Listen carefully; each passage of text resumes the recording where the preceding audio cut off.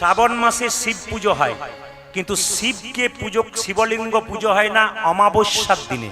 কেন? অমাবস্যার দিনে শিব শ্মশানে থাকে। এইদিকে অন্যান্য মাসে অমাবস্যার দিনে শিবলিঙ্গ পুজো করা হয় না, শিবলিঙ্গে জল ঢালা হয় না, শিব শ্মশানবাসী। কিন্তু শ্রাবণ মাসে কোনো পক্ষ নাই, কোনো কাল নাই, কোনো তিথি নাই, কোনো নক্ষত্র নাই। শ্রাবণ মাস প্রত্যেকটা দিন আপনি শিবলিঙ্গে জল ঢালবেন। কি অমাবস্যা কি পূর্ণিমা, যে কোনো দিন আপনি জল ঢালতে পারবেন। আপনারা চেষ্টা করবেন শ্রাবণ মাসটা গোটাটাই নিরামিষ খাবার জন্য। শিব হচ্ছে পরম বৈষ্ণব, বৈষ্ণবের বস কৃষ্ণ সর্বশাস্ত্রে কয়, এই সব জানিলহ বৈষ্ণবের আশ্রয়। মায়েদের কাছে বলে যাব এই শ্রাবণ মাসটা খুব মাহাত্ম্য আছে। চেষ্টা করবেন বাড়িতে শ্রাবণ মাস নিরামিষ খেতে। যদি কেউ গন্ডে পিণ্ডে খান, আপনার ইচ্ছা হয় বাজার গেলেই মাথা খারাপ হয়ে যায়, তাহলে শুনে রাখুন শ্রাবণ মাসে অন্তত, শ্রাবণ মাসে আপনার অন্তত একটা কাজ করবেন, প্রত্যেকটি সোমবার কিন্তু বাড়িতে যেন নিরামিষ হয়, এই অনুরোধ আমার মায়েদের সামনে করা রইল। আপনারা দায়িত্ব নিয়ে করবেন। শ্রাবণ মাসে যতই কুটুম্ব আসুক, আপনি সোমবার দিন বাড়িতে নিরামিষ করবেন। এদিকে তাকান, প্রতি সোমবার। শ্রাবণ মাসে কটা সোমবার পড়েছে? 4টে। তারিখগুলো বলে দিই, ভুলও হতে পারে, মেনে নেবেন আপনারা। কি? 6 তারিখ, একটা 13 তারিখ, একটা 20 তারিখ, একটা 27 তারিখ। প্রতি সোমবার শিবকে পুজো করবেন। কিভাবে দেখুন, তাকাবেন। শিবের মূর্তিতে পুজো করলে কোনো মঙ্গল হয় না। শিবের মূর্তিতে পুজো করলে কোনো মঙ্গল নেই, শাস্ত্র বলছে। কিন্তু শিবলিঙ্গে পুজো করলে আপনার লাভ আছে।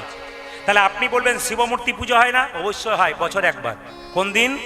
যেদিন দেখবেন শিবরাত্রি, সেদিন শিবের পুজো হয়। মূর্তিতে পুজো করতে পারেন, কিন্তু একা শিবকে পুজো করবেন না, শিবের পাশে পার্বতীকে দেবেন, তবে কিন্তু পুজো করা আপনাদের সার্থক হবে। কথাগুলো খুব দামি, মন দিয়ে শুনে যাবেন যে যেখানে বসে আছেন। শ্রাবণ মাসে একটা কথা বলে যায় মায়েরা, যে যেখানে বসে আছেন, শ্রাবণ মাসে আপনারা শিবের পুজো করবেন। শিবকে পঞ্চামৃত দিয়ে স্নান করাবেন। ভালো করে শুনবেন। শিবকে যখন স্নান করাবেন, তখন শিবলিঙ্গের নিচে একটা পাথরের পাত্র কিংবা তামার পিতলের পাত্র, থালা দেবেন। এবার দেখুন, জলটা যখন ঢালবেন তার আগে কিন্তু আপনাকে কাজ করতে হবে। পঞ্চামৃত কি কি? দুধ, ঘি, দই, চিনি আর কি মধু, এই 5টা একসঙ্গে মিশিয়ে শিবলিঙ্গে মাখিয়ে দেবেন।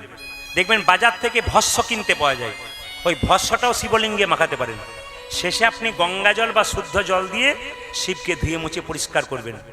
আপনারা যেমন বৈশাখ মাসে তুলসী গাছে জলের ধারা দেন, সবচাইতে মঙ্গল হয় আপনাদের যদি শিবলিঙ্গ রেখে দুটো বাঁশের ছোট্ট ছোট্ট ডান্ডা তৈরি করে একটা ছোট্ট মাটির হাঁড়ি নিয়ে যদি কি দিতে পারেন, জলধারা শিবলিঙ্গে দিতে পারেন, গোটা শ্রাবণ মাসটা আপনার কিন্তু বিরাট মঙ্গল হয়ে যেতে পারে। সবাই শুনবেন, শিবলিঙ্গে যখন আপনি শিব পুজো করবেন, লিঙ্গ পুজো করবেন, তখন মাথায় রাখতে হবে তার গোটা পরিবারটাকে পুজো করতে হবে। সামনে রাখবেন নন্দী, যদি পারেন ষাঁড় নন্দীকে রাখতে পারেন, খুব উপকার হয়। যদি পারেন তাহলে আপনি সেদিন গণেশ, কার্তিক এবং মা দুর্গাকে সামনে রাখবেন। গোটা পরিবারটাকে পুজো করলে গোটা শ্রাবণ মাসে আপনার কিন্তু শুধু শিবলিঙ্গ পুজো করবেন তা নয়, আপনি সামনে দুর্গা ছবি রাখতে পারেন, কোনো ক্যালেন্ডার রাখতে পারেন কিংবা মূর্তি রাখতে পারেন, আপনি গণেশ কার্তিকের ছবি রাখতে পারেন, ওদেরকেও একটু পুজো করতে পারেন। গোটা পরিবারকে পুজো করলে বাবা শিব কিন্তু খুশি হয়ে যায়। এই জন্য আমি আপনাদের বলবো, শ্রাবণ মাসে 4টে সোমবার, 4টে সোমবারে শিবমুষ্টি দেবেন। শিবমুষ্টি মানে কি? আমার দিকে তাকান। এক মুষ্টি কিছু করে দেবেন। প্রথম সোমবার, আগামী দিন যে প্রথম সোমবার আসছে, এই প্রথম সোমবার আপনারা কি দেবেন শিবলিঙ্গে? প্রথম সোমবার দেবেন আপনারা আতপ চাল। কতটা? এইদিকে আপনার হাতে যতটা মুষ্টি হয়, এটাকে শিবমুষ্টি বলে। তাকাবেন সবাই, এটা শিবমুষ্টি। হাতে যতটা, খুব মায়েরা মনে রাখবেন, এগুলো আপনাদের কর্তব্য আছে। কি? আপনারা এই আগামী সোমবার থেকে চালু করবেন। হাতে একটু আতপ চাল নেবেন, যতটা মুষ্টিতে ধরে। শিবকে স্নান করানোর পরে তার মাথাতে শিবলিঙ্গে কি দেবেন? আতপ চাল, প্রথম সোমবার। দ্বিতীয় সোমবার কি দেবেন? দ্বিতীয় সোমবার দেবেন আপনারা কালো জিরা। কালো জিরা 1 মুষ্টি শিবলিঙ্গে দেবেন। বিরাট লাভ আছে কিন্তু, 4টে সোমবার করে দেখুন, বিরাট লাভ। তৃতীয় সোমবার কি দেবেন? খুব মন দিয়ে শুনবেন। তৃতীয় সোমবার কি দেবেন? তৃতীয় সোমবার আপনারা দেবেন হচ্ছে মুগ ডাল 1 মুষ্টি। চতুর্থ সোমবার, শেষ সোমবার কি দেবেন? বার্লি, যেটা অসুখ হলে আমরা খাই, সেই বার্লি দোকান থেকে কিনে এক মুষ্টি দেবেন। শ্রাবণ মাসে শিবকে পুজো করবেন, শিবলিঙ্গ সেবা করবেন।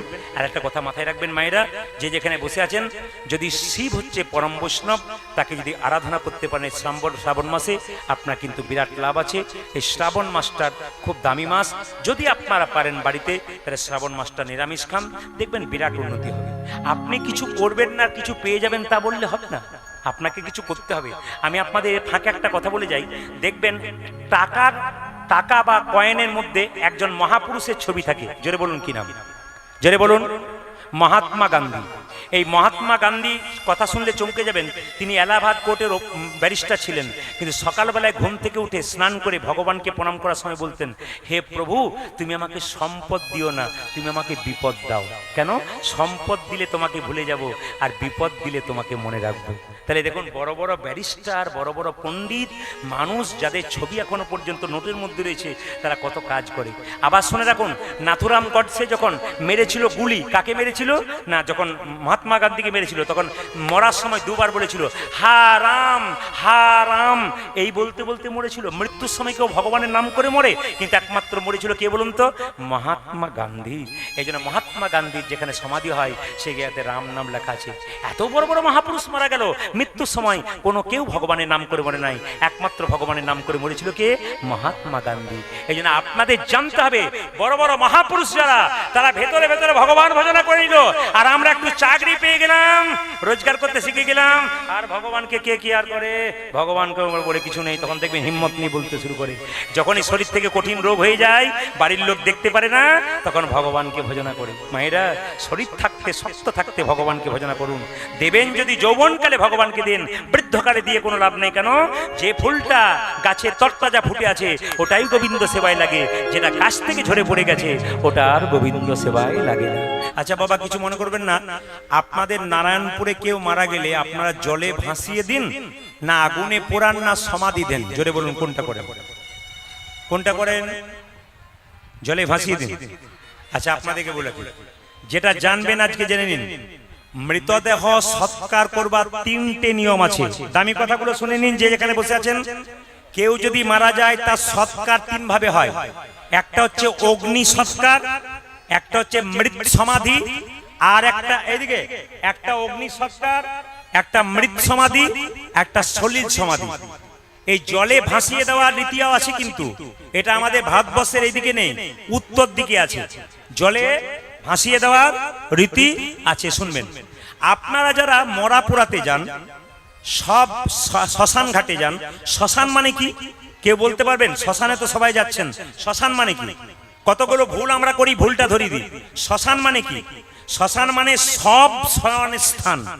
দন্ত সব সব নয়, তাল বসব সব। এই সব মানে হচ্ছে মৃতদেহ।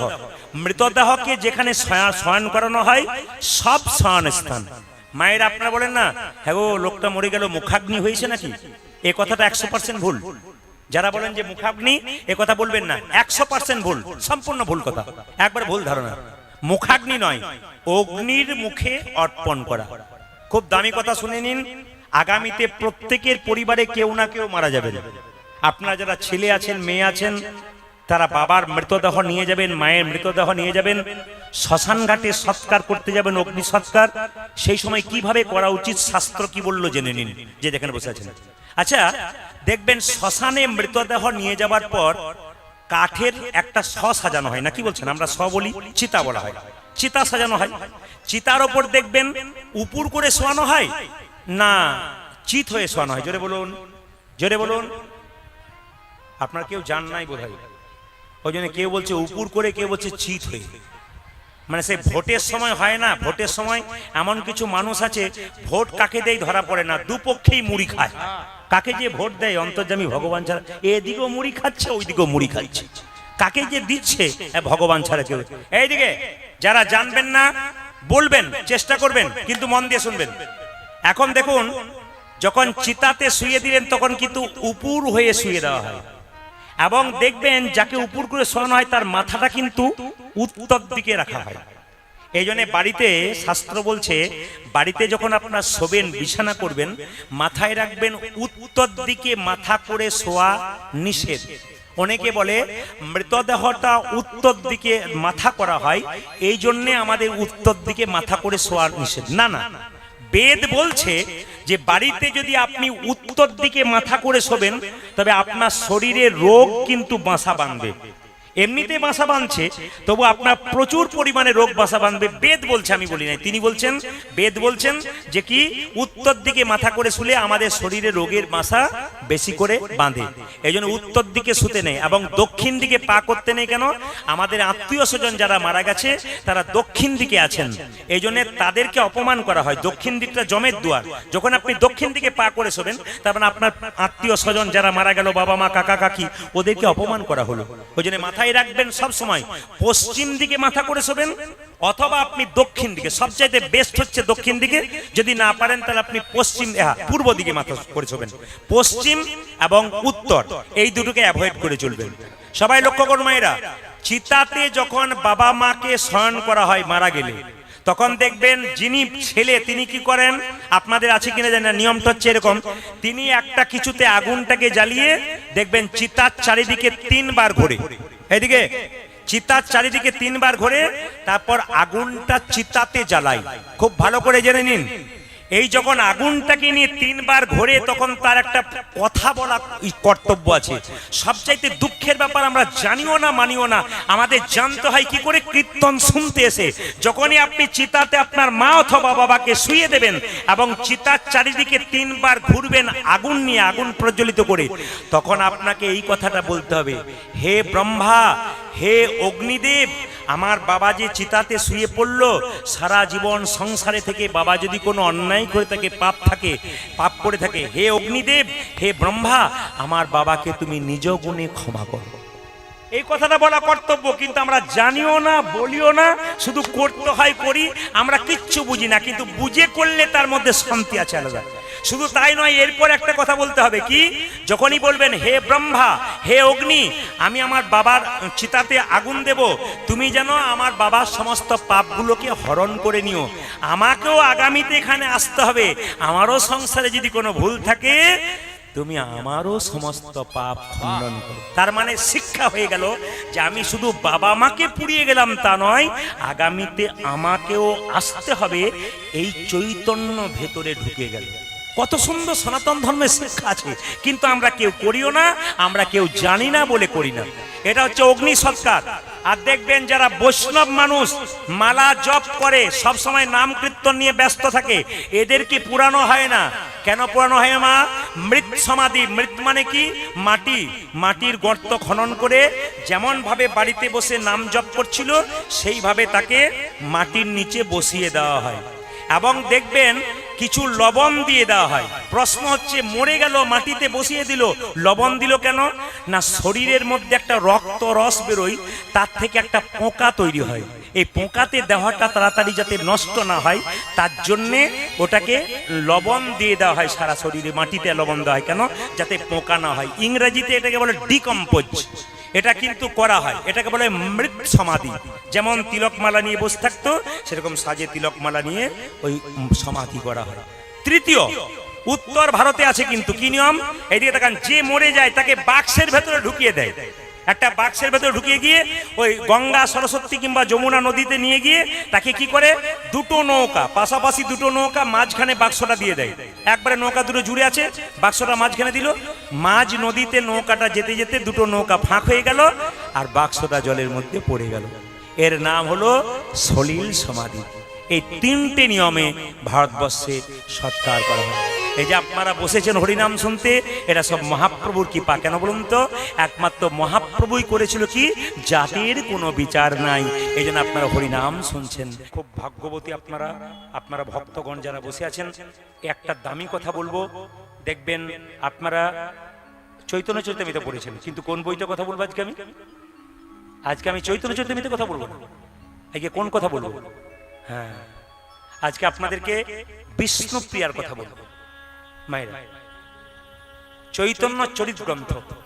এই দেখেন, এই কথাগুলো যেগুলো বলছি, যারা কীর্তন শুনছেন, যারা ভক্ত মানুষ, যারা বয়স্ক মানুষ, বহু দূর দূরান্ত থেকে এসছেন কীর্তন শুনতে, তারা শাস্ত্রের কথা শুনতে চাই, আমি জানিয়ে দিই। নিমাই সন্ন্যাস নেবার পর, ধীরে নিমাই সন্ন্যাস নেবার পর কেউ কেউ বলে পুরীর পান্ডারা তাকে মেরে দিয়েছে, কেউ কেউ বলে টোটা গোপীনাথের মধ্যে বিলীন হয়ে গেছে, কেউ কেউ বলে জগন্নাথ মন্দিরে জয় জগন্নাথ বলে বিলীন হয়ে গেছে। আমরা এটাই বিশ্বাস করব, জগন্নাথ মন্দিরে জয় জগন্নাথ বলে বিলীন হয়ে গেছে, কারণ তর্কের মধ্যে আমরা যাব না মায়েরা। এখন আপনাদের জানার বিষয় আছে, প্রসাদ আপনারা পাবেন, আর মাত্র 10 মিনিট সময় আপনাদের কাছে নেব, আপনারা সবাই শুনবেন মন দিয়ে। বিষ্ণুপ্রিয়া যখন নিমাই সন্ন্যাস নিল, তখন নিমাইয়ের বয়স কত বললাম বাবা, জোরে বলুন? 24। বিষ্ণুপ্রিয়ার বয়স কত, জোরে বলুন? 14। একটু জোরে বলবেন আপনারা, কত বললাম? আরো জোরে বলুন, আরো জোরে বলুন। একটা 14 বছরের মেয়ে শিখিয়ে দিল স্বামী ভক্তি কাকে বলে। আর এই সংসারে এই যে দেখেন, আপনাদের কথা একটু বলবো, বলে রাখি, 14 বছরের মেয়ে শিখিয়ে দিল স্বামী ভক্তি কাকে বলে। আর আমাদের সমাজে কিছু মেয়ে আছে এখন স্বামীর নাম ধরে ডাকে, শ্বশুর শাশুড়ি বসে আছে, তার সামনে মেয়েটি স্বামীর নাম ধরে ডাকছে, এই তাপস, কি ডিজাইনের ডাক, নাতিনি যেন ঠাকুমাকে, ঠাকুমা যেন নাতিকে ডাকছে, এমন হয়ে বলছে, এ তাপস, নাম থাকলে কিছু মনে করবেন না। সবাই তাকান, এই বিষ্ণুপ্রিয়া যেদিন থেকে নিমাই সন্ন্যাস নিয়ে চলে গেল, এইদিকে শব্দ নয়, যেদিন থেকে নিমাই সন্ন্যাস নিয়ে চলে গেল, সেদিন থেকে বিষ্ণুপ্রিয়া কি করে দেখুন মায়েরা, ওই 14 বছরের মেয়েটা প্রতিদিন ভোর 4টের সময় ঘুম থেকে উঠে, কি গ্রীষ্ম, কি শীত, কি শরৎ, কি হেমন্ত, তাকাবেন, ওই 14 বছরের মেয়েটা ভোরবেলায় ঘুম থেকে উঠে, মাঘ মাসের রাত্রিতে মায়েরা ঘর থেকে বেরোতে পারেন না। 14 বছর বয়স মানে আপনার বাড়িতে যে মেয়েটা ক্লাস 9-এ পড়ে, চৈতন্য চরিতগ্রন্থ বলছে, বিষ্ণুপ্রিয়া ভোরবেলায় ঘুম থেকে উঠে গঙ্গায় স্নান করে ভিজে কাপড়ে এরকম করে বাড়িতে এসে খালি কি করে জানেন, কাপড়টা পরিবর্তন করে না, খালি বলে হরে কৃষ্ণ হরে কৃষ্ণ হরে কৃষ্ণ। কত বয়স বললাম? 14 বছর। শিখে নিন, খুব দামি কথা, শাস্ত্রের কথা। বিষ্ণুপ্রিয়া খালি হরে কৃষ্ণ হরে হরে। পাশের বাড়ি মেয়েটি জিজ্ঞেস করে, প্রিয়া কি তুই যে মরে যাবি রে, তুই যে মরে যাবি বলে কেন? ভোরবেলায় ঘুম থেকে উঠে ঠান্ডা জলে স্নান করে থরথর করে কাঁপছিস আর কৃষ্ণ বলে কাঁদছিস। বিষ্ণুপ্রিয়া বলে, আমার মা আমাকে শিখিয়ে দিয়েছে, আমি সহধর্মিনী, স্বামী যদি ধর্ম করে আর স্ত্রী যদি তাকে সাহায্য না করে, সহধর্মিনী বলবে কি করে? আমার স্বামী যদি শীতের রাত্রিতে কৃষ্ণ কৃষ্ণ বলে পথে পথে কেঁদে চলে যায়, আমি তার স্ত্রী হয়ে কেন কৃষ্ণ বলে কথা বলব? বিষ্ণুপ্রিয়া কাঁদে। পাশের বাড়ির মেয়ে জিজ্ঞেস করে, প্রিয়া সারাদিন তো হরিনাম করিস, খাস কি? আপনারা দিনের মাথায় 3 বার 4 বার খান, কিন্তু বিষ্ণুপ্রিয়া 14 বছরের মেয়েটা কি করে শুনুন, ইতিহাসে পুণ্য নামটা লেখা আছে তার। কি করে? ভোরবেলায় ঘুম থেকে উঠে ভোর 4টে থেকে সন্ধ্যে 6টা পর্যন্ত ভিজে কাপড়ে একটা করে ধান নেয়, খুঁটে খুঁটে একটা করে চাল বের করে, সকাল থেকে সন্ধ্যে পর্যন্ত যে কটা হরিনাম কুটিতে চাল হয়, একবার গঙ্গা থেকে জল এনে সেদ্ধ করে খাই। এরই নাম বিষ্ণুপ্রিয়া। মায়েরা, নিমাই সন্ন্যাস নেবার পর আর বাড়ি আসে না, সবাই জানে, কিন্তু শাস্ত্র বলছে, চৈতন্য চরিতগ্রন্থ বলছে, নিমাই সন্ন্যাস নেওয়ার পর একদিন রাত্রি 12টার সময় বিষ্ণুপ্রিয়ার কাছে এসেছিল। কিরকম? বিষ্ণুপ্রিয়া বসে আছে ঘরে। নিত্যানন্দ বলল, সচিমা তোমার নিমাই এসেছে বলে। কোথায়? অদ্বৈতের বাড়িতে। চল বোমা, সেজে নাও সেজে নাও, আমার নিমাই, এখন আমার নিমাই এসেছে, দেখতে যাব। নিত্যানন্দ বলল, সচিমা নিমাই সবাইকে যেতে বলেছে, একজনকে বলে নাই। জোরে বলুন কাকে? বিষ্ণুপ্রিয়া। বিষ্ণুপ্রিয়া কেঁদে কেঁদে বলল, সবাইকে ডেকেছি, আমাকে ডাকে নাই।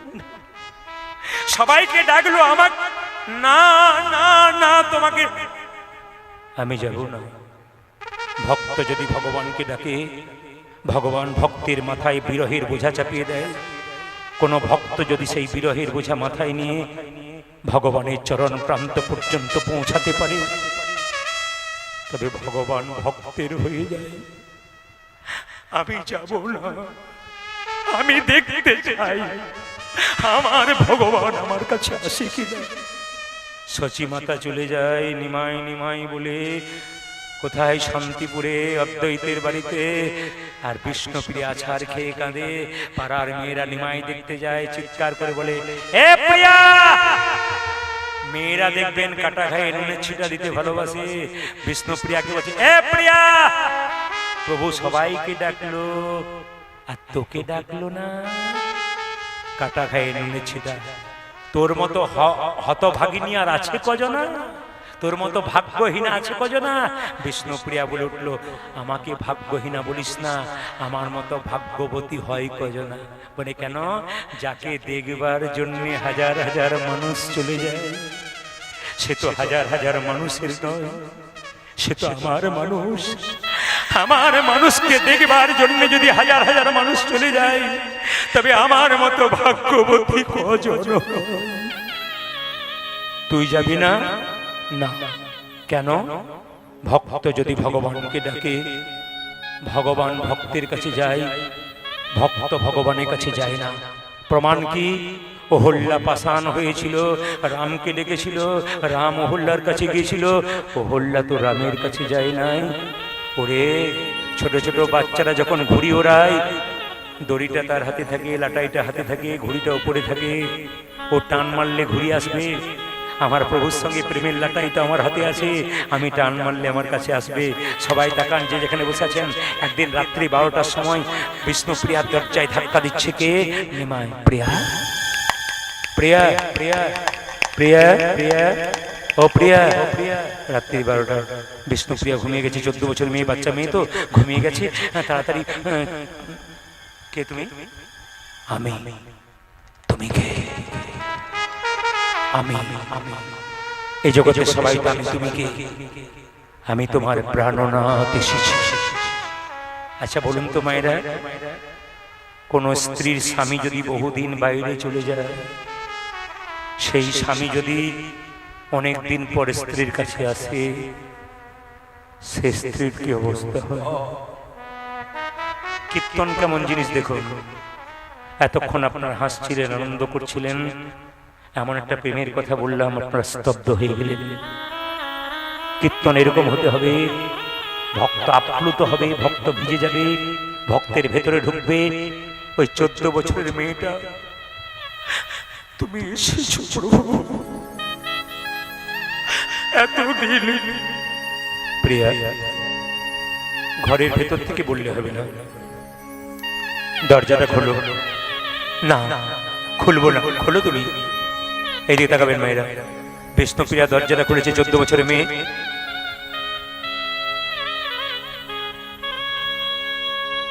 প্রিয়া, তুমি আমার দিকে তাকাবে না? না, অভিমান হয়েছে বুঝি? না, সন্ন্যাস নেবার সময় তোমায় ভুলে যায়নি বলে আমার প্রতি তোমার অভিমান হয়েছে? না না, আমার অভিমান হয় নাই, আমার অভিমান হয় নাই। তবে তুমি তাকাবে না কেন?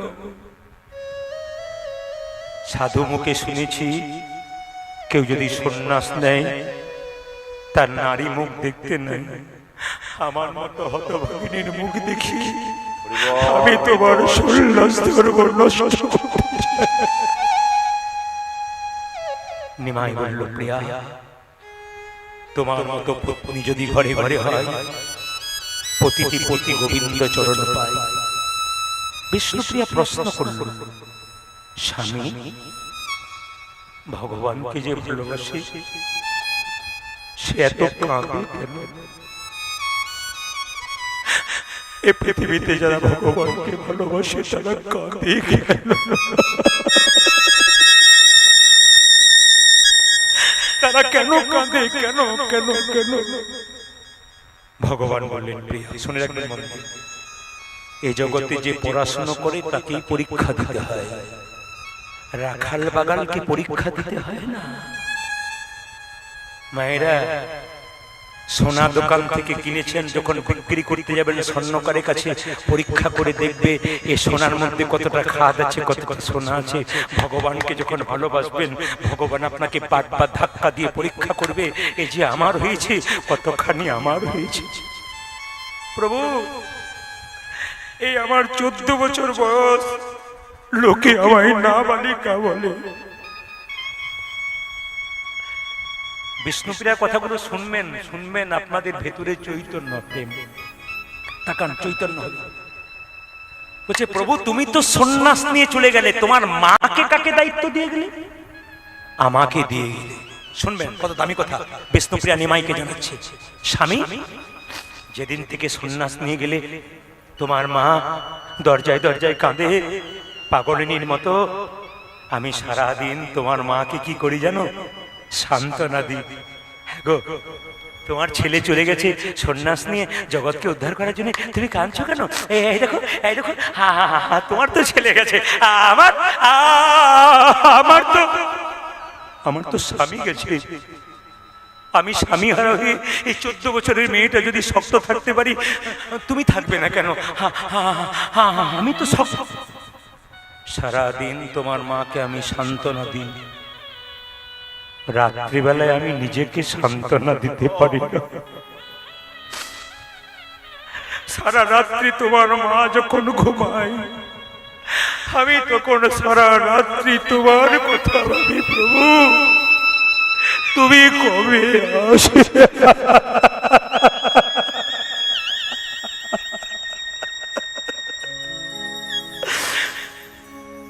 প্রিয়া, এলাম তোমার মনের বাসনা পূর্ণ করার জন্য, শুধু তোমায় দেখতে এলাম। আচ্ছা প্রিয়া, স্বামী যদি বহুদিন পর স্ত্রীর কাছে আসে, তার কিছু চাওয়া পাওয়া থাকে না? প্রশ্নগুলো দেখুন। নিমাই বলছে বহুদিন পরে স্বামী যদি স্ত্রীর কাছে আসে, স্ত্রীর কোনো চাওয়া পাওয়া থাকে না? বিষ্ণুপ্রিয়া 14 বছরের মেয়েটা বলে উঠল, না না, আমি কিচ্ছু চাই না। কেন কেন তুমি চাও না? কি চাইবে বলো? কথা দিয়ে গেলাম তুমি যা চাইবে তোমাকে। স্বামী, ভগবানকে যে প্রতিরূপে পেয়েছে, তার আবার চাইবার কি আছে? কত দামি কথা বলুন তো। ভগবানকে যে প্রতিরূপে পেয়েছে, তার আবার চাইবার কি আছে? প্রতিটি মায়ের কাছে আমার নিবেদন, একজন মা আমার কাছে গিয়েছিলেন, বয়স্ক মা। তিনি বললেন, বাবা প্রদীপ, তুমি আমার ছেলের মতো। আমার বয়স 50, 73, 13 অক্টোবর আমার জন্ম। তো আমাকে বলল, আমার বড় ছেলে তোমার বয়সে, তো তোমার মা ধন্য করে তোমাকে পেয়েছিল যে তুমি কৃষ্ণ কথা শোনাচ্ছ। আমি কতটা পেয়েছি আমি জানি না, কিন্তু আমি আপনাদের কাছে বলতে চাই, আমার মা এবং বাবার জন্য আমি এই রাস্তাতে এসেছি। সেকেন্ড যদি কারো অবদান থাকে, তবে আমার স্ত্রী। আমি যখন কীর্তন শিখি, একদিকে কলেজে পড়াশোনা করি, একদিকে কীর্তন শিখি, আমার মা কিন্তু রাত্রি 12টা-1টা পর্যন্ত রিহার্সেল হলে মা চুপচাপ বসে থাকতো। শীতের দিনে জিজ্ঞেস করতাম, ঘুমাবে না? হয়ে যাক তোদেরকে খাইয়ে দাইয়ে তারপর ঘুমাবো। পৃথিবীতে একমাত্র ত্যাগ স্বীকার করতে পারে মা। আজকে লক্ষ্মী রানী দেবী চলে গেছেন, মহাদেব বাবু এবং 3 জন বোন। একজন তো চলে গেছেন মায়ের জায়গাতে, 3 জন বোন এখন আছেন, মহাদেব বাবু আছেন। মাকে কত ভালোবাসেন তার প্রমাণ কিন্তু ওনারা আপনাদের কাছে কাজের মাধ্যমে দিয়ে গেলেন। এই জগতে এরকম মানুষ কিছু হয় যারা শিক্ষা দিয়ে যায় আপনাদের জগৎকে, যে দেখো মা চলে গেছে ঠিক কথা, কিন্তু মাকে মনে রাখবার জন্য মায়ের স্মৃতির উদ্দেশ্যে একটু হরিনাম দেব। আবার নদিয়া টদিয়া গেলে দেখবেন জীবন মচ্ছব দেওয়া হয়, মানে মা বাবা বেঁচে আছে তো, বেঁচে থাকতে থাকতে মায়ের নামে জীবন মচ্ছব দেবে। মা কীর্তন শুনবে, হরিনাম শুনবে, ভক্ত সেবা হবে, মানে মা দেখে যাক জীবন্ত অবস্থায় যে ছেলেরা মায়ের জন্য কি করলো, মৃত্যুর পরে যা দেখবে দেখে। আপনাদের কাছে নিবেদন রইল, মায়ের জন্য বড় হওয়া, বাবার আশীর্বাদে বড় হওয়া। আমাদের বাড়িতে আমার কুলদেবতা মা মনসা আছেন। প্রায় আমার এই 4 পুরুষ ধরে আমার বাবা প্রত্যেকদিন মায়ের কাছে প্রণাম করতেন আর বলতেন, মা মনসাকে বলতেন, মা তোমার প্রদীপ, মায়ের মন্দিরে একটা প্রদীপ দিয়েছিল আমার জেঠিমা, ওটা যদি প্রদীপটা দিলাম, যদি ছেলে হয় আমার বোনের, তবে প্রদীপ নাম রাখবো। আমি ওকালতি পড়তে গেছিলাম ধানবাদে, কাগজপত্র উল্টো পাল্টা হয়ে গেল, ফিরে এলাম। মা মনসা স্বপ্ন দিল মাকে যে তোর খোকাকে তুই কি করেছিস, মিথ্যা কথা বলার জন্য ওখানে পাঠিয়েছিস, না হবে না। আমি ইংরেজিতে আমি করতে গেলাম, যা হলো সব কিছু, কিন্তু রাস্তা আমার এইটাই। মা পছন্দ করেছিল। আমার মায়ের মন্দিরে বাবা প্রতিদিন প্রার্থনা করে বলতো, আমার ছেলেকে যেন সবাই চিনতে পারে। বাবা প্রতিদিন চোখের জলে মায়ের মন্দিরে ভাসতেন। আর বাবা আমার বলতেন, আমি মা মনসার মধ্যে সব দেখতে পাই রে, কৃষ্ণ কালী সব দেখতে পাই, রাধা সব দেখতে পাই। আমার বাবার এটা অনুভূতি আর কি, যে দেখতে পাই, কিন্তু ঈশ্বর হচ্ছে একজন। ঈশ্বর পরমকৃষ্ণ সচ্চিদানন্দ বিগ্রহ, অনাদির আদি গোবিন্দ সর্ব কারণে কারণ। তাই আমি আপনাদের বলবো, কেউ মা কাঁদাবেন না। যার বাড়িতে মা কাঁদে তার কোনোদিন সুখ হয় না। শুধুমাত্র একটা কথা বলে যাব, মা হলো কেমন, বাবা হলো ব্যাংক, আর মা হলো কেমন, মায়ের কাছে ছেলে কিছু চায় না তবু দেয়। ছেলে স্কুলে যায়, 10 টাকা দরকার, মা পকেটে 20 টাকা গুঁজে দেয়, বলে এত দিচ্ছ কেন? খোকা, রাস্তাতে কোনো দায় বিপদ হবে, গাড়ি খারাপ হয়ে যাবে, টাকাটা রাখ, যদি বিপদে পড়ে যাস। এর নাম হচ্ছে মা। বাড়িতে ছেলে রাগ করে গেলে সবাই খেয়ে নেয়, কিন্তু একজন দেখবেন দরজায় বসে থাকে, তিনি হচ্ছেন মা। যে 10 মাস 10 দিন, সবচেয়ে লজ্জার ব্যাপার, একটা বাচ্চা একটা মায়ের পেটে 10 মাস 10 দিন থাকতে পারে, কিন্তু সেই ছেলে বড় হয়ে কলকাতায় ফ্ল্যাট কিনলে মা বাবার একদিনের জন্য জায়গা হয় না। আপনাদের সামনে একটা নিবেদন রইল, কীর্তন চলাকালীন আস্তে, কীর্তন চলাকালীন যদি আপনি গল্প করেন, তাহলে যেটা নিয়ে যাবার জন্য এসছেন তার উল্টোটা নিয়ে যাবেন আপনি। কীর্তন শুনলে পুণ্য হয়, মঙ্গল হয়। মায়েরা বাবারা যত কীর্তন শুনবেন আপনার কিন্তু পরে মঙ্গল হবে। আপনি এখনই পেয়ে যাবেন তা বললে হবে না। ব্যাংকে টাকা জমা দেবেন, 10 বছর পর ডবল হয়। আপনি আজকে হরিনামের ব্যাংকে নিজের দেহটাকে জমা দিলেন, একদিন এমন বিপদে পড়বেন, ভগবানকে ডাকবেন, ডাকার দরকার হবে না, তিনি আসবেন। কেন? আজকে আপনি তার কাছে বসেছেন বলে। এই জন্য বারবার নিবেদন রইল, হরিনাম শুনতে গিয়ে কেউ যদি পাশে গল্প করে, তাহলে বুঝে নেবেন যে আপনার হরির মনটাকে কিন্তু সরিয়ে দিচ্ছে। ওর দিকে তাকাবেন না, আপনার সব চলে যাবে। তাই সবাই লক্ষ্য করুন, যে যেখানে বসে আছেন, আমি কতগুলো দামি কথা বলবো, একটু মন দিয়ে শুনবেন। মহাপ্রভু জন্ম নিয়েছিলেন 1407 শতাব্দে ফাল্গুন মাসের পূর্ণিমা তিথিতে, দোল পূর্ণিমার দিনে। এইদিকে যেদিন আপনারা হোলি খেলায় ব্যস্ত থাকেন, আবির খেলায় ব্যস্ত থাকেন, সেদিন ভগবান মহাপ্রভু সচিমাতার কোল আলো করে আমাদের মতো অধম জীবকে উদ্ধার করবেন বলে এলেন। কার ডাকে? অদ্বৈত প্রভুর ডাকে। গঙ্গা জলে তুলসী পত্র দিয়ে মহাপ্রভু ভগবানকে ডাকলেন। মায়েরা, মহাপ্রভু এলেন, সবচাইতে আশ্চর্যের ব্যাপার, তিনি যখন জন্ম নিলেন, তাকাবেন, তখন কিন্তু মনে হচ্ছে ছেলেটা মরে গেছে আর বেঁচে নাই। মায়েরা, আপনাদের বাড়িতে কোনো বাচ্চা যদি জন্ম নেয়, মনে হয় যে একবারে কোন নিস্তেজ হয়ে আছে, কান্নাকাটি করে না। ডাক্তারবাবু দেখবেন কোনো বাচ্চা জন্ম নেবার পর কান্নাকাটি না করলে থাপ্পড় মেরে মেরে কান্না করায়। তো তখনকার দিনে তো আর ডাক্তার ছিল না, কবিরাজ ছিল। যিনি কবিরাজ ছিলেন, যারা অমিয় নিমাই চৈতন্য চরিতামৃত পড়বেন, দেখবেন মহাপ্রভুর যখন জন্ম হয়, একজন কবিরাজ সেই পাড়ায় বাস করতেন, তার নাম হচ্ছে মুরারি গুপ্ত। তখন মুরারি গুপ্তের বয়স মাত্র 15 বছর। এই মুরারি গুপ্ত কিন্তু মহাপ্রভুর বাল্যলীলা সম্পর্কে একটা শাস্ত্র লিখেছিলেন, ওটার নাম হচ্ছে মুরারি গুপ্তের কর্চা। যারা কীর্তন শোনেন তারা বুঝবেন, মুরারি গুপ্তের কর্চা বলে একটা আছে, দেখবেন ওর মধ্যে মহাপ্রভুর বাল্যলীলাটা গোটাটাই পরিষ্কার করে বর্ণনা করা আছে। এই জন্য আপনাদের কাছে নিবেদন রইল, মায়েরা, আসলে ছেলেটা যখন নিস্তেজ, হাত পা নাড়ে না, মরার মতো শুয়ে থাকে, তখন নিম গাছের নিচে আতুর ঘরটা করলো কে? সচিমাতা। কেন? নিম তেঁতো, যদি তেঁতো দেখে জম না আসে তার ছেলেকে নিতে, ওই জন্য নিম গাছের নিচে আতুর ঘর করেছিল। সচিমাতা আদর করে নাম রাখলেন নিমাই। মায়েরা, জগন্নাথ মিশ্র বাবা নাম রাখলেন কি? বিশ্বম্ভর। আবার দেখবেন ওই ছেলেটার যখন উপবিত মানে পৈতে হলো, তখন ওর নাম কি হলো? গৌর হরি। আবার ওনার নাম কি হলো জানেন? হ্যাঁ, ওনার নাম হলো গৌরাঙ্গ। কেন না, কাঁচা সোনার মতো গায়ের রংটা, ওই জন্য ভক্তগণ নাম রাখলেন গৌরাঙ্গ। তিনি যখন কেশব ভারতীর কাছে সন্ন্যাস মন্ত্র নিলেন তখন নাম হলো শ্রীকৃষ্ণ চৈতন্য প্রভু। এই জন্য লক্ষ্য করবেন মায়েরা, তাকান, সচী মাতার আটটা মেয়ে, এই যে সচী মাতার আটটা মেয়ে মরে গিয়েছিল, তারপর একটা ছেলে জন্ম নিয়েছিল, তার নাম হলো বিশ্বরূপ। ওই ছেলেটা অনেকে বলে 12 বছর বয়সে সন্ন্যাস নিয়েছে, না, শাস্ত্র বলছে 16 বছর বয়সে সন্ন্যাস নিয়েছে। মায়েরা সবাই লক্ষ্য করুন, শুধুমাত্র বিশ্বরূপ একা নিয়েছে তা নয়, জগন্নাথ মিশ্রের বাড়িতে আর একটা ছেলে বিশ্বরূপের সঙ্গে শুয়ে থাকতো, তার নাম হচ্ছে কি জানেন? লোকনাথ। সে বিশ্বরূপের চাইতে কিছু কম বয়স বটে। এখন লক্ষ্য করুন, দুজনে শুয়ে থাকতো, দুজনে একই রাত্রিতে ও মাঘ মাসে সন্ন্যাস নিয়ে চলে গিয়েছিল। কি হাতে নিয়ে গিয়েছিল? যখন বিশ্বরূপ সন্ন্যাস নিয়েছিল নিমাইয়ের আগে, তার দাদা হাতে একটা গ্রন্থ নিয়ে গঙ্গা পার হয়েছিল। এক হাতে গ্রন্থ আর এক হাতে সাঁতার কেটে গঙ্গা পার হয়েছিল। ওর সঙ্গে যে ছেলেটা গিয়েছিল, কি নাম বললাম মায়েরা? লোকনাথ। সবাই লক্ষ্য করুন, পুরী সম্প্রদায়ের সন্ন্যাসের কাছ থেকে মন্ত্র নিলেন, নাম হলো শঙ্করারণ্য পুরী।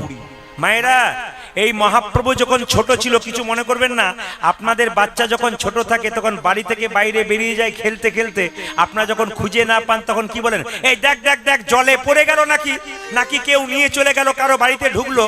এই নিমাই ছোটবেলায় এত সুন্দর দেখতে, ঘর থেকে বেরিয়ে পড়েছে একদিন, আর একদিন মেষমালি বলে একজন চোর, ও এখন মনে মনে ভাবছে নিমাইয়ের গলায় সোনার মালা, হাতে বালা, একে চুরি করে নিয়ে চলে যাবো, নিয়ে মেরে এক পাশে ফেলে দিয়ে এ সোনা গয়না সব আমি নিয়ে নেব। এখন লক্ষ্য করুন, মহাপ্রভুকে নিমাইকে কোলে করে নিয়ে চলে যাচ্ছে। যখনই নিয়ে যাচ্ছে, নিমাইকে কোলে করে নিয়ে কাঁধে চাপিয়েছে মেষমালি যে চোরটা, ও চমকে গেছে, এ মা, আমি যাকে চুরি করে নিয়ে যাচ্ছি সে কে গো? আমি কাঁধে নেওয়ার সঙ্গে সঙ্গে আমার মধ্যে প্রেম জেগে গেল, ভগবত প্রেম। কেন মনে হচ্ছে আমি আর চুরি করব না? একে স্পর্শ করার সঙ্গে সঙ্গে আমার মধ্যে একটা প্রেমের উদয় হলো, ভক্তির উদয় হলো, আর আমার চুরির মনোভাব নেই কেন? নিমাইয়ের মা পাড়া সবাই খোঁজাখুঁজি করছে, নিমাই কই, নিমাই কই। কিন্তু হঠাৎ মেষমালিটা নিজেই আড়ালে কি করেছে, নিমাইকে কোলে করে নিয়ে বাড়ির দরজায় নামিয়ে দিয়ে পালিয়ে দিয়েছে। নিমাইয়ের বাবা জগন্নাথ জিজ্ঞেস করছে, মিশ্র জিজ্ঞেস করছে, জগন্নাথ মিশ্র কোথায় ছিলি? বলছে একজন আমাকে নিয়ে গিয়েছিল, ও আবার কাঁধে করে নিয়ে ফিরিয়ে দিয়ে গেল। এই মেষমালি নাকি পরে একজন সাধু হয়ে গেছিল। কেন? মহাপ্রভুর সংস্পর্শ পেয়ে। এই জন্য আপনাদের কাছে নিবেদন রইল মায়েরা, ভগবানের নাম যত শুনবেন আপনার তত সাধু হয়ে যাবেন। আমি সাধু বলতে এই বলি নাই যে আপনি গেরুয়া বস্ত্র পরবেন, তিলকমালা নিয়ে ঘর থেকে বেরিয়ে যাবেন। সাধু মানে কি? আপনাদের ভেতরটা সুন্দর হবে। যত ভগবানের নাম আপনি শুনবেন, আপনার বাচ্চাকে শোনাবেন, তত কিন্তু আপনার লাভ আছে। আমি শুধু বলতে চাই আপনাদেরকে, আজকে কিন্তু একজনের বিদায়ী গান, জন্মিলে মরিতে হবে, অমর কে কথা কবে। যদি কেউ মনে করেন যে সংসারের মধ্যে আছেন আমি যাব না, তাহলে ভুল করছেন। কারণ যখন মৃতদেহকে আপনার দরজায় পাশ দিয়ে মাচার ওপরে চাপিয়ে বল হরি হরি বল করে নিয়ে যায়, তখন আপনিও প্রণাম করেন আর আমরাও প্রণাম করি। আর কি ভাবি বলুন তো? উনি বোধহয় গেলেন, আমরা বোধহয় যাব না। কিন্তু মাথায় রাখবেন, যিনি মাচায় দুলতে দুলতে গেলেন তিনি আমাদের শিখিয়ে দিয়ে গেলেন, আমাকে দেখে শিখে নাও, আমি যেমন হেলতে দুলতে চললাম, তুমি সংসারে যতই সাজগোজ করো, গাড়ি বাড়ি করো, আমাকে দেখে শেখো। এ সংসার ত্যাগ করে তোমাকেও একদিন নিতাই গৌর হরি বল। শুধু কীর্তন শোনা নয়, এইদিকে শুধু কীর্তন শোনা নয়, অনুভব করতে হবে, কিছু শিখে যেতে হবে। আমি 100টা কথা বলবো, তার মধ্যে যদি আপনি 10টা কথা মনে রেখে নিজের জীবনে কাজে লাগাতে পারেন, তবে আপনার কীর্তন শোনা সার্থক হলো। আর এলেন, হাত তুললেন, নাচলেন, গাইলেন, চলে গেলেন, এ উদ্দেশ্য নয়। আপনি এলেন কেন? 365 দিনের মধ্যে প্রত্যেকটা দিন নিজের জন্য দিচ্ছেন, ভগবানের জন্য কদিন দিচ্ছেন? আজকে সেই সুযোগটা মিলেছে যে ভগবানের কাছে আপনি আসতে পেরেছেন।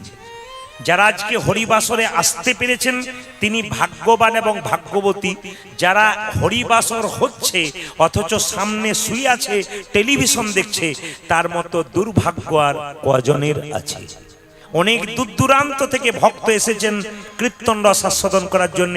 আবার এমনও বাড়ি দেখবেন টিভি সিরিয়াল দেখছে দরজা জানলা বন্ধ করে, এসি চালিয়ে, যেন হরিনাম তার কানে না ঢোকে।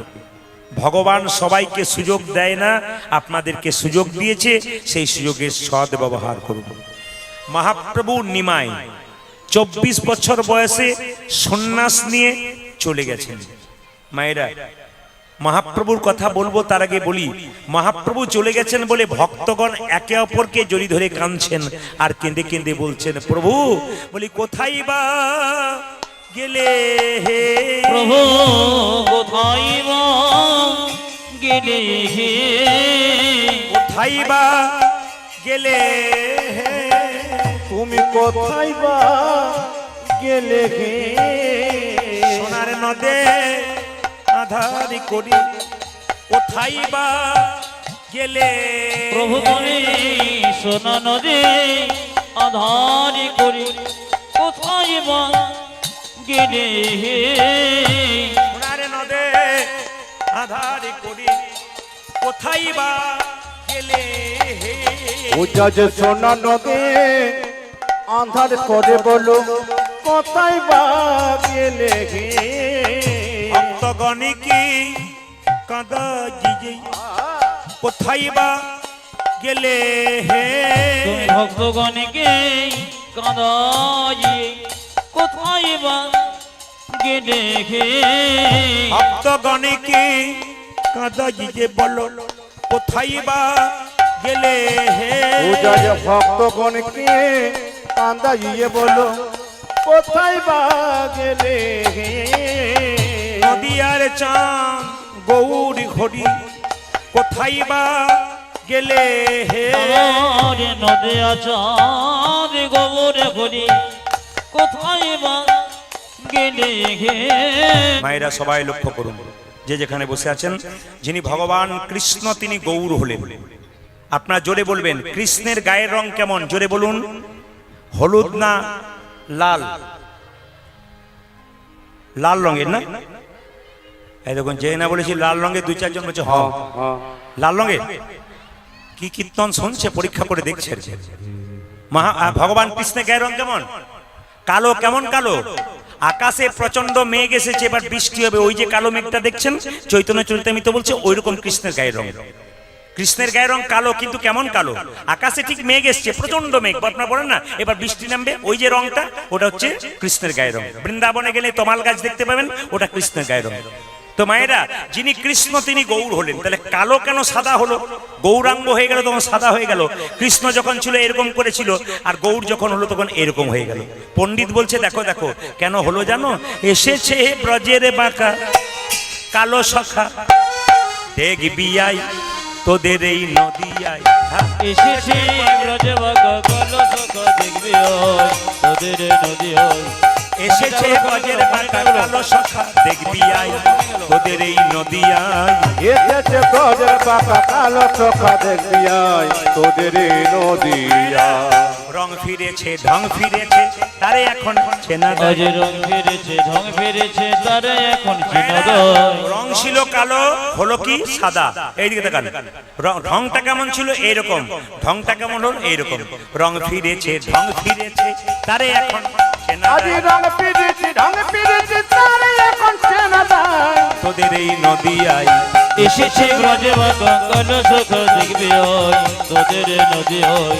এসেছে ব্রজের বাঁকা কালো সখা দেখবি আই তোদের এই নদিয়ায়।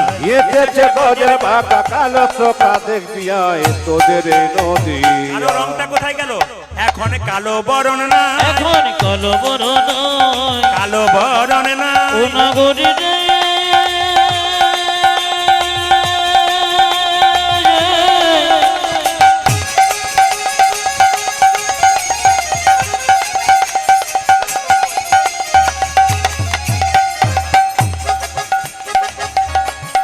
অনুজন গরি রে অনুজন গরি রে অনুজন গরি রে এখন কালো বড় নয় কালো এখন কালো বদন রায়ঙ্গি অঙ্গ দিয়া গৌরে হলো তাই ওই যে রায়ঙ্গি আহা রায়ঙ্গি অঙ্গ দিয়া গৌর হলো তোমার রায়ঙ্গি রায়ঙ্গি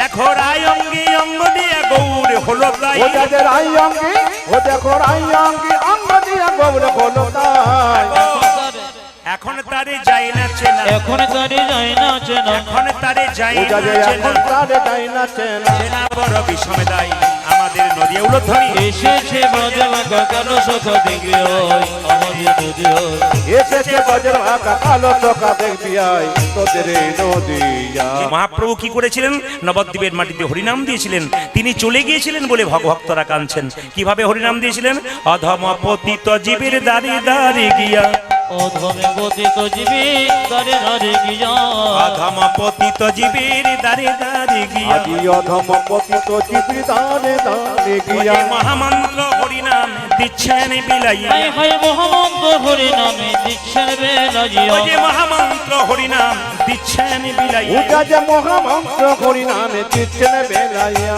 যারে দেখে তারে বলে দন্তে তৃণ ধরি যারি দেখি তারি বনি দন্তে কিন ধরি যারে দেখে তারে বলে দন্ত্রে তৃণ ধরি আজ যারে দেখে তারে বলে দন্তে তৃণ ধরি ও যে আমারে কিনি আলো বল গৌর হরি হরি ও আমার কিনি লহ বলে গৌরে ও হরি যে আমারে কিনি আলো বল গৌর হরি যদি আমার এই কিনিয়া লখ বল গৌর বলে কে কি নিবি রে কে কি নিবি রে কে কি নিবি রে তোরা যা চাইবি তাই পাবি কে কি নিবি তোরা যা চাইবি তাই পাবি কে কি নিবি রে তোরা যা চাইবি তাই পাবি ধর্ম অর্থ কাম মোক্ষ তোরা যা চাইবি তাই আজ পাবি ধর্ম অর্থ কাম মোক্ষ তোরা যা চাইবি তাই আজ পাবি ধর্ম অর্থ কাম তোরা যা চাইবি তাই আজ পাবি ধর্ম অর্থ কাম তোরা যা চাইবি তাই আজ পাবি ধর্ম অর্থ কাজ কে নিবি আজে আমার কি নিয়ে লহ বলে গৌরে ও হরি যাদের আমার এই কিনিয়া লখ বল গৌর বলে কোনো মা যদি সন্তানকে নিয়ে কীর্তন শুনতে আসেন যদি চঞ্চল হয় সেই মাটি যদি আবার সকালবেলায় ছেলেকে পড়ানোর সময় বলে তুই খুব চঞ্চল খালি মন নাই পড়াতে কিন্তু তোমার যে মন নাই সেটা আগে দেখলে না যেমন গাছ হবে সেরকম ফল হবে ও মায়েরা আপনি যদি ভালো হবেন তবে আপনার বাচ্চা অবশ্যই ভালো হবে বাবা মা দুজনের দায়িত্ব আছে বাবা হলো বীজ আর মা হলো মাটি যদি বীজও ভালো হয় মাটিও ভালো হয় ফসল ভালো হবে বীজ ভালো মাটি ভালো নয় ফসল ভালো হবে না মাটি ভালো বীজ ভালো নয় তাহলে ফসল ভালো হবে না দুটো জিনিস ভালো হলে অবশ্যই কৃষ্ণ ভক্ত সন্তান পাবেন ওই জন্য আমি আপনাদের বারবার বলবো আপনারা মন লাগিয়ে কীর্তন শুনবেন এইদিকে তাকাবেন ভগবান মহাপ্রভু কি করলেন প্রত্যেকটা জীবের দ্বারে হরিনাম দিলেন কিভাবে দিলেন এই যে এক কৃষ্ণ নামে দেখো যত পাপ হরে আজ এক কৃষ্ণের নামে দেখো যত পাপ হরে এক কৃষ্ণ নামে দেখো যত পাপ হরে আজ এক কৃষ্ণ নামে দেখো যত পাপে ভরে জীবের সাধ্য নাই তত পাপই করে ওগো পাপীর সাধনাই তত পাপে ওই করে যে পাপীর সাধ্য নাই তত পাপই করে ওটা যে পাপীর সাধনায় তত পাপে ভাইরা, করে আপনাদের শরীরে পাপ আছে না পুণ্য আছে এখনই বুঝে নেবেন কি করে বুঝবেন হরিনাম শুনতে শুনতে কারো যদি আনন্দ হয় আপনি হাত উঠে যায় বুঝে নেবেন আপনার শরীরে আর পাপ নাই আর হরিনাম শুনতে শুনতে যদি ভাবেন আমাদের পাড়া থেকে কজন এসছে একবার দেখি তো। এই যদি ভাবনা চিন্তা কিংবা হরিনাম শুনছেন হেন কৃষ্ণ নাম যদি এরকম করেন তাহলে বুঝবো যে আপনার পাপ এখনো ভর ভর করছে ভেতরে আর লক্ষ্য করুন মায়েরা এখন যদি আপনারা যে জ্বর হয় তাহলে যদি চিনি মুখে দিন তাহলে কিরকম মিষ্টি লাগে জ্বর হলে চিনি মুখে দিলে মিষ্টি লাগে না জ্বর হলে জিভটা প্রথমে তেতো লাগে চিনি দিলে মিষ্টি লাগে না তেতো লাগে বারবার চিনি খাবেন তেতো জিভ মিষ্টি হবে যাদের হরিনাম ভালো লাগে না দু চারবার ভালো লাগবে না কিন্তু কেউ যদি একবার বসতে শিখেছে এমন হবে যে সে আর উঠবেই না কি বললো হেন কৃষ্ণ নামে যদি লই বহুবার হেন কৃষ্ণ নামে যদি লই বহু বাবা হেন কৃষ্ণ নামে যদি লই বহুবার আরে হেন কৃষ্ণ নামে যদি লয় ভগবান দেহেতে না হয় তোমার প্রেমের বিস্তার ওগো দেখিতে না হয় তোমার প্রেমের বিস্তার ওই যে দেহেতে না হয় তোমার প্রেমের বিস্তার কাজে দেখেছে না হয় তোমার প্রেমের বিচার হ্যাঁ, জানিও সে সেই দেহে অপরাধী প্রচুর, আজ জানিও সে সেই দেখি অপরাধী প্রচুর, জানিও সে সেই দেহে অপরাধী প্রচুর। আজ জানিয়েছে সে দেখে অপরাধে প্রচুর, কৃষ্ণলতা বীজ তাহে না হয় অঙ্ক, আজ বিষ্ণুলতা বীজ দেখে না ভয়ঙ্ক, ও যে কৃষ্ণলতা বীজ তাহে না হয় অঙ্ক। উল্টা যে কৃষ্ণলতা বীজ তাতে নাই অঙ্ক। বারবারে বলিবে, বারে বারে বলবে, বারবারে বলিবে, তোমরা বারে বারে বলিবে, ওরে মধুমাখা হরিনামে বারবারে বলিবে, আজ মধুমাখা হরিনামে বারে বারে বলিবে, ওরে মধুমাখা হরিনামে প্রেমানন্দে মা দিবে, আজ মধুমাখা হরিনাম, প্রেমানন্দে মা দিবে, আজ মধুমাখা হরিনাম, প্রেমানন্দে মা দিবে, আজ মধুমাখা হরিনাম, প্রেমানন্দে মা ওই দিবে। দেখ মধুমাখা হরিনাম, তোমরা বারে বারে বলিবে, দেখিতে না হয় তোমার প্রেমের উল্টা অভিষ্ট, যে দেখতে না হয় তোমার প্রেমের বিস্তার। জোরে বলুন রাধা রানী কি, শ্যাম সুন্দর কি, মদন মোহন কি, হরিবাসর কি। শুধুমাত্র মানুষ কুলে জন্মগ্রহণ করেছি বলে নয়, পশু কুলে জন্মগ্রহণ করে একজন ভগবানকে পেয়ে গেল। কে পেয়ে গেল? কপি কুলে ধন্য বীর হনুমান, শ্রীরামে ভকত রাজ। কপি কুলে ধন্য বীর হনুমান, শ্রীরামে ভকত ও মায়েরা। কপি মানে কি? কপি মানে বানর। বানর, বানর কুলে জন্মগ্রহণ করে কে? হনুমান। দেখুন কি করলো, রাম ভক্ত হয়ে গেল, আমরা হতে পারলাম না। পদকর্তা বলছে কপি কুলে ধন্য বীর হনুমান, শ্রীরামে ভক্ত রাম। আজি কপি কুলে ধন্য বীর হনুমান, শ্রীরামে ভক্ত মা। আবার রাক্ষস হইয়া বিভীষণ বসে, রাক্ষসে হইয়া বিভীষণে বসে, রাক্ষস হইয়া বিভীষণ বসে, রাক্ষসে হইয়া বিভীষণে বসে, ঈশ্বর সভার মাঝ গো, আজ ঈশ্বর সভায় মান, ও মনে করে কি বদন বড় কুলে গোরাই, করে কি বদন কুলে, ওরে মন করে কি বড়ন কুলে গোরে, মন করে কি বড়ন কুলে। ভাবনা আছে যে রাক্ষস কুলে জন্ম নিয়ে ভগবান পাওয়া যায় না।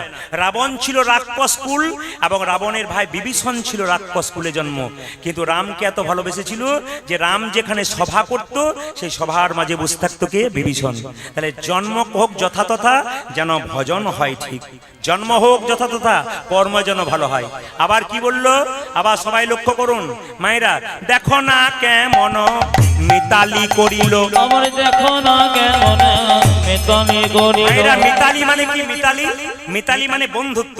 দেখো না কেমন মিতালি করিল, আজ দেখো না কেমন মেতালি করন, কুহক চণ্ডাল বরে। আমার দেখো না কেমন মেতালি করিল, আজ কুহক চণ্ডাল করে। কুহক চণ্ডালের সঙ্গে ভগবান বন্ধুত্ব করলো। তাহলে আপনারা চণ্ডাল কুলে জন্ম নিয়েছে বলে ভগবানকে পাবেন না তা নয়, ভক্তিটাই হচ্ছে সর্বশ্রেষ্ঠ। দেখো না কেমন মিতালি করিল, কুহক চণ্ডাল বরে। আজ দেখো না কেমন মেতালি করিল, কুহক চণ্ডাল করে। বিদুরের বলো কিবা কুল ছিল, দূরের বল কি বাকুল ছিল, বিদুরের বলো কিবা কুল ছিল, দূরের মন কিবা করেছিল, খাইল যাহার ঘরে গো কৃষ্ণ, খাইল যাহার ঘরে। ও যে বিদুরের বলো কিবা কুল ছিল, খাইল যাহার ঘরে গো, খাইল যাহার। ঘরে। বিদুরের কোন কুল ছিল? ভগবান যার বাড়িতে খেলো। এইদিকে তাকাবেন, বিদুর ছিল রাজবাড়িতে কাজ করতো, কিন্তু রাজার বাড়ির খাবার খেত না। কারণ তো রাজন্যে যদি পাপ থাকে, ওই জন্য পাপের খাবার খাবে না বলে কি করলো বলুন তো? তিনি ভিক্ষাবৃত্তি করলেন। ভগবান 100 ভাইয়ের দাদা দুর্যোধন, তিনি নিমন্ত্রণ করেছিলেন ভগবানকে, তুমি তো সবার বাড়িতে খুদ খেয়ে বেড়াও, এতে আনন্দ হও, তোমাকে এমন খাবার খাওয়াবো যে বাপের জন্মে তুমি খাওনি। তা কি করেছিল? শতব্যঞ্জন তৈরি করেছিল। ভগবান তার বাড়িতে গিয়েছিল কিন্তু খায় নাই, কেন? ঢেকুর তুলে দিয়েছিল। দুর্যোধন জিজ্ঞেস করলো, কৃষ্ণ এখনো খাও নাই, তুমি ঢেকুর তুললে কি করে? বলছে, এখানে আসার পথে অনেক বাড়িতে খেয়ে ফেললাম তো, এমন পেট ভরে গেছে আর আমার খাওয়ার ইচ্ছাই নাই। তার মানে কি? পেটে খিদে আছে কিন্তু খাবে না, কেন? অহংকারের সেবা ভগবান গ্রহণ করে না। কত সুন্দর শিক্ষা দিলেন। আবার কার বাড়িতে গেলেন? বিদুরের স্ত্রীর নাম হচ্ছে পরাশরী। তিনি কি করলেন? কলা বাদ দিয়ে কলার খোসা খাইয়েছিল। কেন? ভক্তি যার কৃষ্ণতা। দেখো না কেমন ভজনা করিল গোকুলের গোপ নারী। আমারে দেখো না কেমন ভজন করিল গোকুলের মূল নারী। দেখো না কেমন ভজনা করিল গোকুলের গোপ নারী। দেখো না কেমন ভজনা করিল গোকুলের গোপ নারী। আমারে দেখো না কেমন ভজন করিল গোকুলে গমন করি। মায়েরা, মায়েরা, জাতি কুলি আচারে কিবা করিবে, জাতি কুল আচারি কিবা করিবে, জাতি কুলি আচারে কি বল করিবে, জাতি কুল আচারি কি বল করিবে। যে ভজে হয় তারি, যে ভজে হয় ভয় তারে মনে করে কি বরণ বরণ কোলে গো মনে করে কি বরণ কোলে, মনে করে কি বরণ কোলে গো মনে করে কি বরণ কোলে। জাতির বিচার করো না, তোমরা জাতির বিচার করো না গো, জাতির বিচার করো না। আজ জাতির বিচারে তুলো সবাই মিলে হরি বলো, জাতির বিচার করো না। আজ প্রেমানন্দে হরি বল, বাহু তুলে হরি আজ বলো, সবাই মিলে হরি বল, বাহু তুলে হরি আজ বল, সবাই মিলে হরি বল, বাহু তুলে হরি বল। তোর জাতির বিচার করো না গো। সবাই মিলে কীর্তন শুনতে এসছেন। মহাপ্রভু গুণগান একবার সবাই করুন, একসঙ্গে হাত তুলুন। যার হাত আছে তিনি তুলবেন, যার নাই তার তোলার দরকার নাই। একসঙ্গে তুলবেন, একসঙ্গে। ভজ গৌরাঙ্গ লহ গৌরাঙ্গ, বাবা বাবা একসঙ্গে। ভগবানের আছে মায়েরা, ভগবান মহাপ্রভু সারা জীবন হাত তুলে আছে, আমাদের 5 মিনিট হাত তুলতে কষ্ট হয়। ভগবান মহাপ্রভু সারা জীবন হাত তুললো, আমরা হাত তুলতে কষ্ট হয়। হাত তুলতে কষ্ট করবেন না কেন? তিনি সারা জীবন দেখবেন হাত তুলে আছে, হাত নামানো নাই। তাই সবাই মিলে হাত তুলবেন একসঙ্গে তালি দিয়ে। ভজ গৌরাঙ্গ লহ গৌরাঙ্গ জপ গৌরাঙ্গের নাম রে। একবারে ভজ গৌরাঙ্গ জপ হরে কৃষ্ণ, হরে কৃষ্ণ। লহ গৌরাঙ্গে শিকলটা। নাম রে। ভজ গৌরাঙ্গ লহ গৌরাঙ্গ জপ গৌরাঙ্গের নাম রে। বলবেন মুখে। আজ ভজ গৌরাঙ্গ লহ গৌরাঙ্গ লহ গৌরাঙ্গের নাম রে। কেউ যদি দু হাত তুলে হরি বল বলে না, অন্য জায়গাতে পাশের জন বলে এখন থেকে করছিস কেন, বুড়ো হবি তখন করবি। মানে ও কি গ্যারান্টি দিতে পারবে? না না, এইটা তো হিন্দু ধর্মে অধঃপতন। হিন্দু ধর্মের সবচাইতে লজ্জার ব্যাপার কি বলুন তো? আপনি হরিনাম করবেন না, কেউ যদি করে তাকে বাধা দেবার জন্য তৈরি থাকবেন, এটাই লজ্জা। অন্য ধর্মের মানুষ যদি ধর্ম করে, কেউ যদি করতে না পারে পেছনে বলে করে যা, আমরা তোর পেছনে আছি। আর আমাদের দিকে হরিনাম করে তার পেছনে কেউ যদি তিলক টিলক নিয়ে যায় না, বাবারে হারাধনের বইয়ের কি ঢঙ্গ, তিলক মালা করেছে ভগবান পেয়ে যাবে। না না, এইটাই তো আমাদের লজ্জার বিষয়। এই লজ্জাগুলোকে ঠিক করতে হবে। তাই সবাই মিলে হাত তুলে। মায়েরা, আপনি হাত তুলবেন তো আপনার বাচ্চাও তুলবে।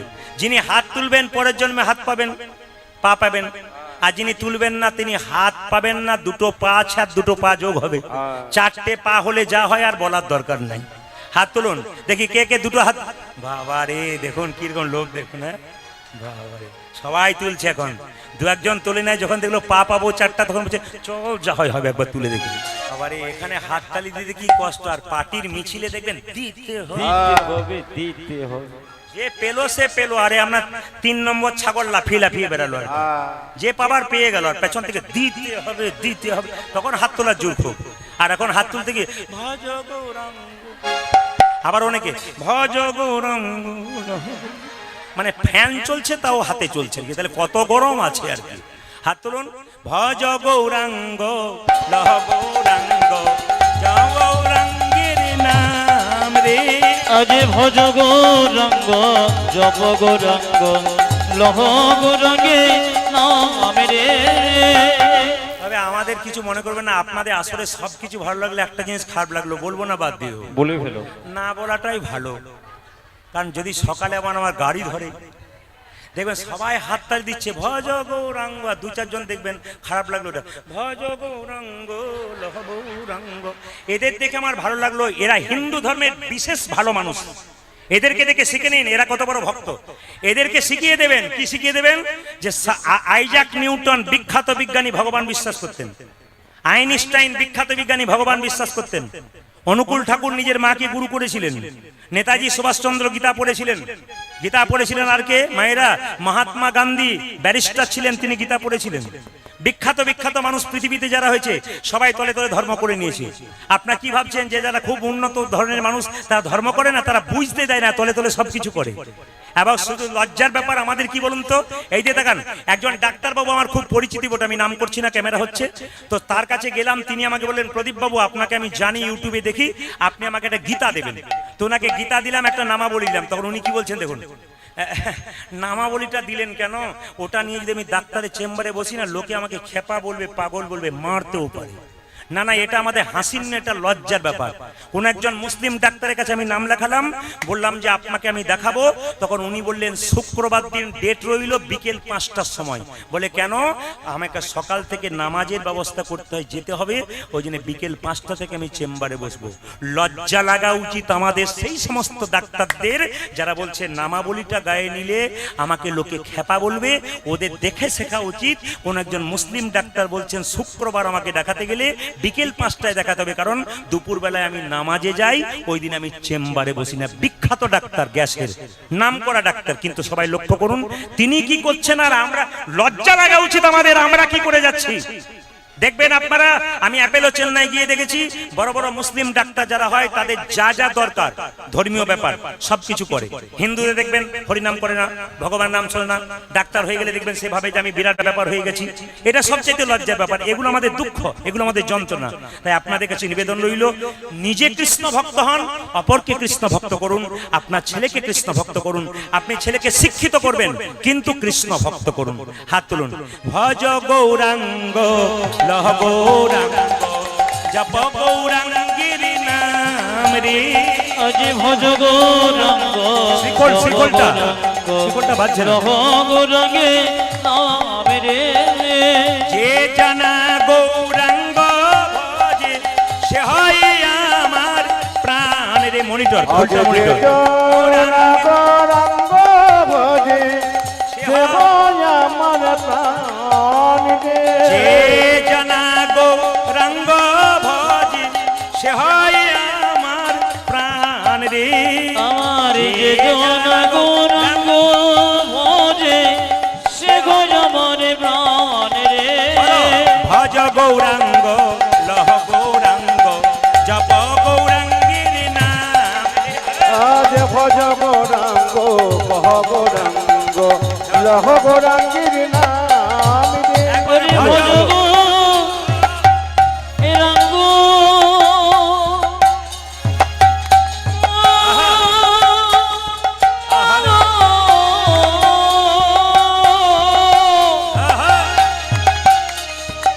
জপ গৌরাঙ্গ কুমেরা লহ গৌরাঙ্গে নাম আমি রে। ভজ গৌরাঙ্গ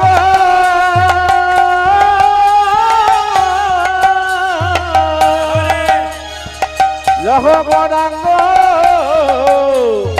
কহ গৌরাঙ্গের নাম রে। আরে ভজ গৌরাঙ্গ জপ গৌরাঙ্গ লহ গৌরাঙ্গে নাম রে। ভজ ভজ গৌরাঙ্গ তাই গৌর হরি হরি বল। গৌরাঙ্গের নাম রে। ভজ গৌরাঙ্গ লহ গৌরাঙ্গ জপ গৌরাঙ্গে নাম রে। মধুময় কীর্তন করিতে নদিয়া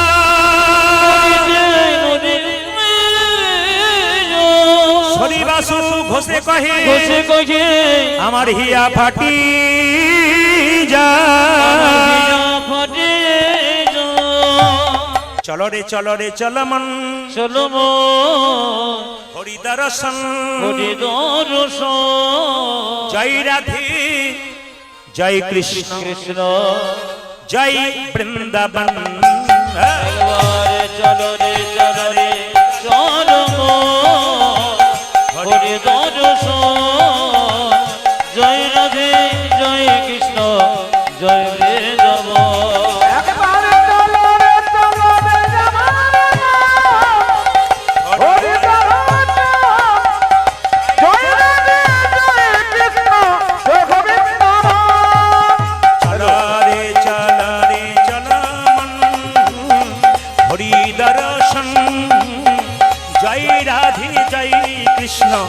জয় বৃন্দাবন।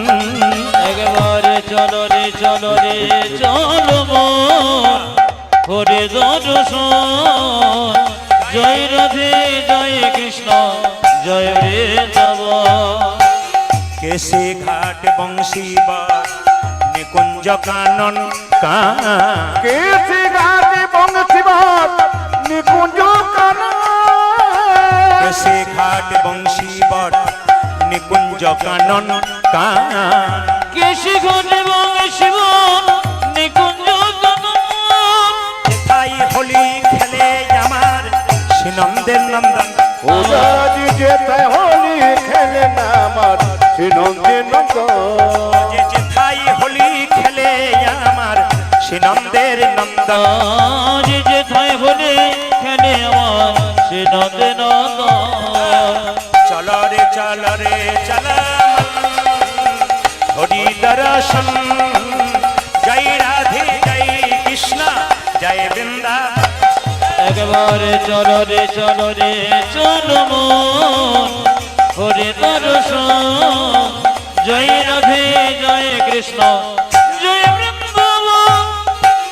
যেথায় আছে মা যশোদা স্নেহের শিরোমণি। আজ দেখায় আছে মা যশোদা মেঘের রমণী। যেথায় আছে মা যশোদা স্নেহের শিরোমণি মা। যেথায় আছে মা যশোদা মেঘের রমণী। নিজের গোপালকে কোলে লয়ে হাওয়া তো ওজাজি নিজ গোপালকে কোলে লয়ে খাওয়া তো নবনী। ও যে নিজের গোপালকে কোলে লয়ে হাওয়া তো নবনী। আমার নিজের গোপন কোলে লয়ে খাওয়াত নবনী। মধুমাখা মাখি সেজে